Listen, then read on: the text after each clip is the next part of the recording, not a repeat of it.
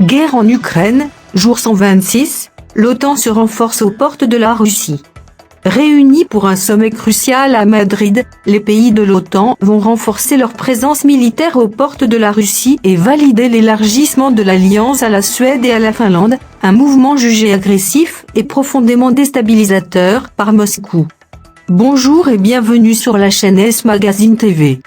Pour ceux qui ne sont pas encore abonnés, cliquez sur le bouton et activez la clochette pour ne rien manquer de notre prochaine vidéo. C'est ce que vous devez savoir.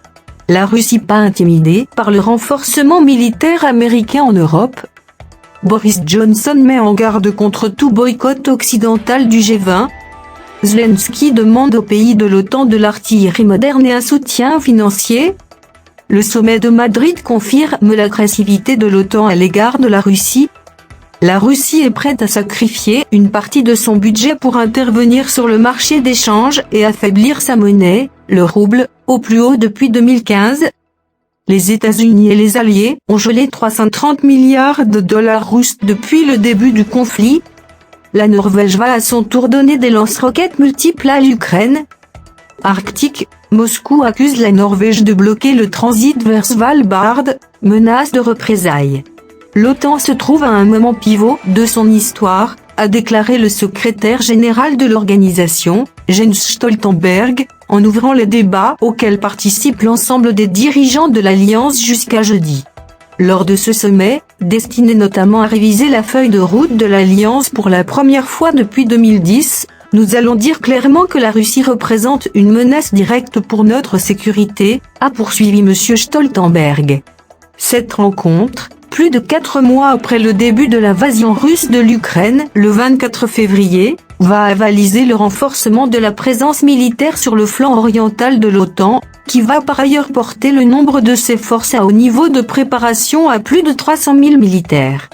C'est la réorganisation la plus importante de notre défense collective depuis la guerre froide, a insisté M. Stoltenberg.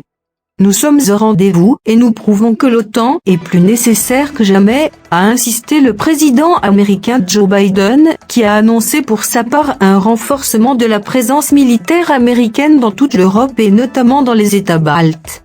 S'exprimant en visioconférence devant les dirigeants de l'Alliance, le président ukrainien Volodymyr Zelensky a demandé mercredi un soutien accru de l'OTAN, pour permettre à Kiev de faire face aux forces russes. Pour que nous brisions la prépondérance de l'artillerie russe, il nous faut beaucoup plus de ces systèmes modernes, de cette artillerie moderne, a indiqué M. Zelensky, en précisant que Kiev avait besoin d'environ 5 milliards de dollars par mois pour assurer sa défense. Les pays de l'OTAN, qui ont déjà fourni des milliards de dollars d'aide à Kiev, doivent convenir à Madrid d'un programme d'assistance complet à l'Ukraine, pour l'aider à faire respecter son droit à la légitime défense, selon M. Stoltenberg. La Norvège a parallèlement annoncé mercredi l'envoi à l'Ukraine de 3 batteries de lance-roquettes à longue distance MLRS. Mardi, les ministres de la Défense allemands et néerlandais avaient eux annoncé la livraison de 6 obusiers supplémentaires. Le président russe Vladimir Poutine, qui avait notamment justifié l'offensive contre l'Ukraine par la crainte d'un nouvel élargissement vers l'est de l'OTAN, espérait moins d'OTAN sur son front occidental à la suite de son invasion illégale de l'Ukraine, mais il s'est complètement trompé, il obtient plus d'OTAN, a insisté le Premier ministre britannique Boris Johnson.